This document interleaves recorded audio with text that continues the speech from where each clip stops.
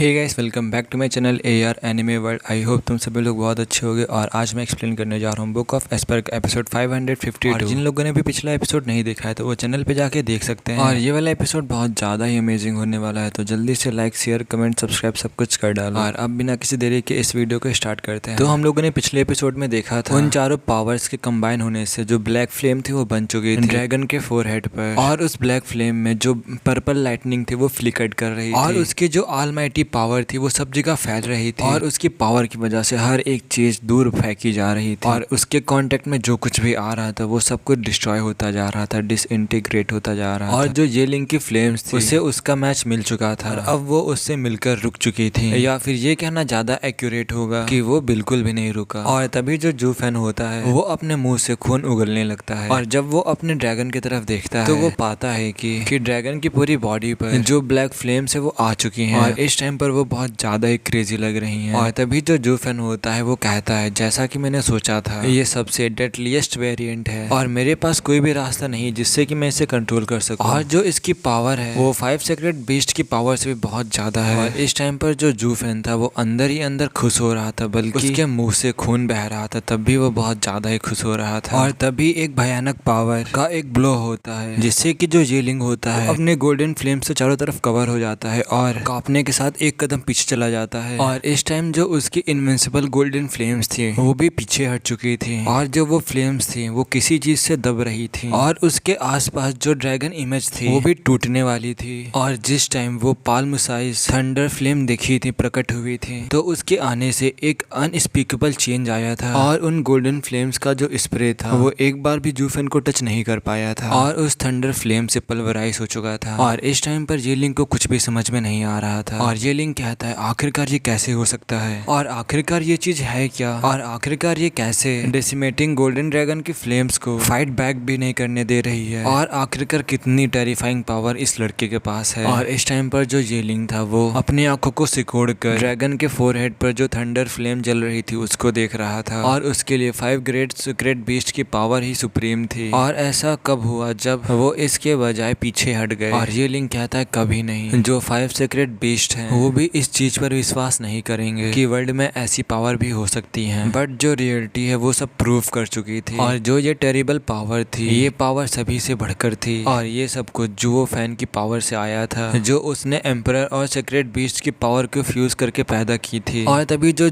कुईलैंग होता है वो जू फैन की इस पावर को देखने के बाद कहता है, ये ऑरा एकदम वैसा ही है जब उस दिन जू फैन अपने रूम से बाहर आया था, पर ये इतना वर्ष कैसे हो सकता है। और जो बाकी के डिसिपल्स होते हैं डीमन स्कीमिंग सेक्ट के, वो भी अपना सर हिलाते हैं। और इस टाइम पर शॉक्ड में बस जू फैन और उस ड्रैगन की तरफ देख रहे थे। और इस टाइम पर जो अल्टीमेट क्लैरिटी सेक्ट की टीम थी वो बहुत ज्यादा ही वर्ष थी इस टाइम पर। और जैसे ही उस ड्रैगन पर थंडर फ्लेम दिखी थी तो जो वो किंग्क्यू का चेहरा था वो उतर चुका था। और वो किंग्क्यू को कुछ भी नहीं पता था कि जू फैन ने अभी क्या किया है। बट इस टाइम पर वो किंग्क्यू ये सब कुछ देखकर इतना फील कर पा रहा था कि जो ये जू फैन की पावर है वो उन गोल्डन फ्लेम से बहुत ज्यादा ही पावरफुल है। और तभी जो वो किंग्क्यू होता है वो कहता है, हे गॉड, आखिरकार इन दोनों की फाइट आखिरकार कितनी दूर जाएगी। और अगर ये दोनों ऐसे ही फाइट करेंगे तो मुझे ऐसा फील हो रहा है कि ये दोनों डबल ड्रैगन मैनर जल्दी ही छोड़ देंगे। और तभी जो एक डिसिपल होता है वो कहता है, सीनियर ब्रदर, वो सिर्फ एक इथेरियल स्टेज पर है और डबल ड्रैगन मैनर के पास एग्जाइल्ड्स हैं और वो लोग ऐसा बिल्कुल भी नहीं होने देंगे। और फिर तभी जो वो किंग्क्यू होता है वो अपना सर हिलाते हुए कहता है, तुम अभी भी बहुत ज्यादा भोले हो और बिल्कुल भी जो हो रहा है वो नहीं देख पा रहे हो। ये स्ट्रेंथ के बारे में बिल्कुल भी नहीं है, बल्कि एक दूसरे के दुनिया भर से अलग होने के बारे में है। और तुम्हें भी पता है कि जूनियर ब्रदर की गोल्डन फ्लेम्स हैं वो कितनी ज्यादा ही डेडली हैं, बट जो ये ब्लैक थंडर फ्लेम है वो मुझे इससे भी वर्स्ट फीलिंग दे रही है। और ये गोल्डन फ्लेम से बिल्कुल भी कम नहीं है। और मुझे ऐसा लग रहा है इससे जो एग्जाइल्ड्स हैं वो भी नहीं ब्लॉक कर पाएंगे इस ब्लैक थंडर फ्लेम को। और जैसे ही वो किंग के सामने देखता है तो बहुत ज्यादा ही शॉक्ड हो जाता है। जो वो फ्रीकिंग फाइट हो रही थी वो बहुत ज्यादा ही आउटरेजियस हो चुकी थी। वो दोनों ही एक से बढ़कर एक भयानक थे और वो एक ह्यूमन के जैसे बिल्कुल भी नहीं हो सकते। और अब हमें ऑडियंस की तरफ दिखाया जाता है। जो ऑडियंस थी वो डिस्प्ले की तरफ देख रही थी और जो डिस्प्ले थी वो बार बार शेक हो रही थी। और जो 2 गेट कीपर्स थे वो लोग बार बार साइन बना रहे थे जिससे कि वहाँ की इमेजेस को स्टेबलाइज करके डिस्प्ले में दिखा सके। और तभी हमें उस डिस्प्ले में 3 माइल्स दूर दिखाया जाता है, वहाँ पर 2 फिगर खड़े हुए थे। और तभी ड्रैगन की तरफ भी दिखाया जाता है। उस ड्रैगन के सर पर जो ब्लैक फ्लेम थी वो जल रही थी। और तभी जो एग्जाइल्ड्स होते हैं वो कहते हैं, अब क्या हो गया, आखिरकार ये इमेज इतनी दूर क्यों दिख रही है। और ये एग्जाइल्ड एग्जाइल्ड हायरन ने बोला था उन दोनों एल्डर्स, और उनमें से एक फिर ग्रीट करते हुए कहता है एग्जाइल्स, उनके आसपास कुछ ऐसा है जो हमें उनके पास जाने से रोक रही है, और बस हम लोग 3 माइल्स तक ही जा सकते हैं और यही सबसे क्लोजेस्ट है और इससे पास नहीं जा सकते। और तभी जो एग्जाइल्ड बाय मी होता है वो कहता है क्या उस वैली में जो मॉनिटरिंग एरेस हैं वो सेटअप हैं सेक्रेट स्टोन्स के द्वारा, और कोई भी उन्हें आसानी से डिस्ट्रॉय भी नहीं कर सकता। और जब वो दोनों एक दूसरे से लड़ रहे हैं तब हम, और ये कहकर जो एग्जाइल्ड बाय मी होता है वो कुछ सोचने लगता है और एग्जाइल्ड हायरन की तरफ देखने लगता है। और इस टाइम पर जो एग्जाइल्ड हायरन था वो भी थोड़ा सा खो चुका था। और तभी एग्जाइल्ड हायरन कहता है अब तुम मुझे ये मत कहना जो उनकी फाइट की शॉक वेव्स थी वो इतनी इनफ थी कि वो डैमेज कर सकती थी हमारी मॉनिटरिंग एरेस को, जो कि हम लोग भी नहीं कर सकते। और ये कहने के बाद तभी हायरन जो होता है वो स्क्रीन की तरफ देखने लगता है शॉक्ड लुक से, और फिर वो देखता है उन ब्लैक फ्लेम्स को और ये लिंक के अलार्म फेस को। और इस टाइम पर जो जूफेन का फेस था वो भी पीला पड़ चुका था और जो फ्लेम थी वो उसके बिल्कुल भी पास नहीं जा पा रही थी। और ये देखकर जो एग्जाइल्ड होते हैं वो एक्शन में आ जाते हैं और वो कहते हैं क्या ये ब्लैक फ्लेम से जो सेक्रेट स्टोन्स को भी डिस्ट्रॉय कर दिया है, और ऐसा तो कभी भी नहीं होना चाहिए, चाहे जितनी बार गोल्डन फ्लेम और अजूरे फ्लेम आपस में टकराएं तब भी ऐसा बिल्कुल भी नहीं हो सकता था। बट अब ये सब कुछ उन ब्लैक फ्लेम्स की वजह से हो चुका है, और इसका मतलब ये था कि जो ये ब्लैक थंडर फ्लेम थी वो उन दोनों फ्लेम से भी बहुत ज्यादा ही ताकतवर थी। और तभी जो एग्जाइल्ड बाय मी होता है वो परेशान होते हुए कहता है क्या जूफेन इस पावर को कंट्रोल कर पाएगा। और तभी वो जूफेन की तरफ देखते हैं जो कि इस समय कांप रहा था और ब्लड को थूक रहा था। और ये देखकर जो एग्जाइल्ड बाय मी थे वो आंसर को पा चुके थे और वो कहते हैं ये अभी के लिए तो ये नहीं कर सकता, लेकिन जब अब वो बुझ चुकी है इसीलिए वो अंत तक उसका दबाव झेलता रहा। और जूफेन भी ऐसा नहीं चाहता था कि जो वो ज्वाला है वो भड़क कर उसको ही नष्ट कर दे। और इसमें कोई भी सोचने वाली बात नहीं थी कि जूफेन ने ये लिंक के साथ इससे फाइट क्यों नहीं की थी जब तक कि उसका स्पिरिचुअल बीस्ट घायल नहीं हो गया, तब तक कि जूफेन ने इसका इस्तेमाल नहीं किया। बट अब जूफेन इसका इस्तेमाल कर रहा है और ये एक ऐसा मूव था जो कि किसी की भी लाइफ को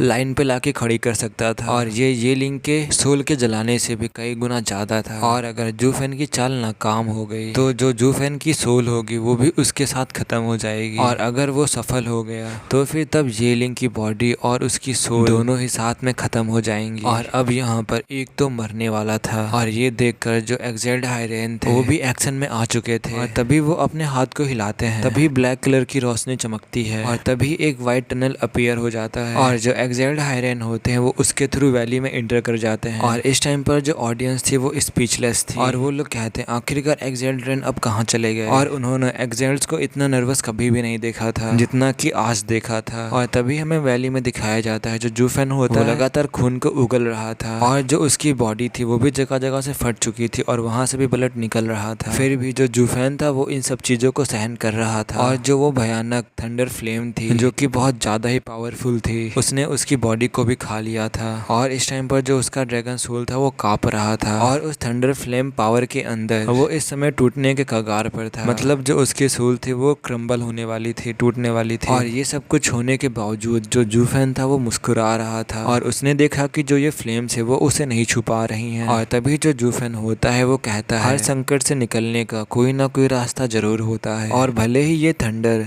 डेंजरस है लेकिन कम से कम मेरे काम लायक है, और केवल इस भयानक पावर से ही मैं तुम्हें बर्बाद कर सकता हूँ पंख। और तभी जो जूफेन होता है वो अपनी आंखों को छोटा करता है और अपने हाथों को हिलाना चालू करता है, और तभी जो उसकी ड्रैगन सोल थी वो झटके से अपने मुंह को खोलती है, और जो उसके फॉरहेड पर फ्लेम जल रही थी वो धीरे धीरे उसके माथे से उसके गले तक पहुंच जाती है। पर फिर भी वो दोनों हल्की सी हवा चलने पर भी जमीन पर गिरने के लिए तैयार दिख रहे थे, मतलब हल्की से भी हवा से वो जमीन पर गिर सकते थे, पर तब भी वो लोग ऐसा कर रहे थे। और ये सब कुछ येलिंग के लिए बहुत ज्यादा ही भयानक था, और येलिंग एक बार तो इससे डर चुका था और कुछ कदम पीछे हट चुका था, और शायद येलिंग के साथ ये पहली बार हो रहा हो, और शायद ऐसा फील उसने पहली बार किया होगा। और ये जो छोटी सी थंडर फ्लेम थी वो येलिंग को एक ऐसी वर्स फीलिंग दे रही थी जिसे आज तक येलिंग ने कभी भी महसूस नहीं किया था। और तभी जो येलिंग होता है वो डरते हुए और कांपते हुए जूफेन की तरफ देखता है, और तभी हमें जूफेन को दिखाया जाता है। जो जूफेन के साइन होते हैं वो कंप्लीट हो जाते हैं, और उन साइन के कंप्लीट होते ही तभी जूफेन अपने फेस पर एक बहुत भयानक एविल स्माइल ले आता है, और उस बुरी स्माइल के साथ कहता है ऐसा लग रहा है जो मैंने रिस्क लिया था उसने मुझे फायदा तो पहुंचाया है, और ब्रैड क्या अब तुम सहने के लिए तैयार हो। Wrath style third move necro dragon screech. और तभी ड्रैगन की रोर की आवाज आती है, जैसे ही ड्रैगन ने चिल्लाया था तो उसके चिल्लाने से बहुत ज्यादा ही शॉक वेव्स निकलने लगती हैं, और उन शॉक वेव से जो उसके आसपास का वर्ल्ड था वो कांपने लगा था। और तभी उस ड्रैगन के गले में जो वो थंडर फ्लेम होती है वो सांप में बदल जाती है, तेजी से आगे बढ़ने लगती है। और जो ये सांप था वो 1 मीटर से भी बड़ा नहीं था। जू फेन ने अब तक के जितने भी नेक्रो ड्रैगन स्क्रीच का इस्तेमाल किया था, बट जो ये वाला नेक्रो ड्रैगन स्क्रीच था वो सबसे ज्यादा ही वर्स्ट था। और अब जो वो छोटा सांप था वो जे लिंग को सब कुछ खत्म करने वाला एहसास दिला रहा था। और जो ये वाला एपिसोड यहीं पे खत्म होता है।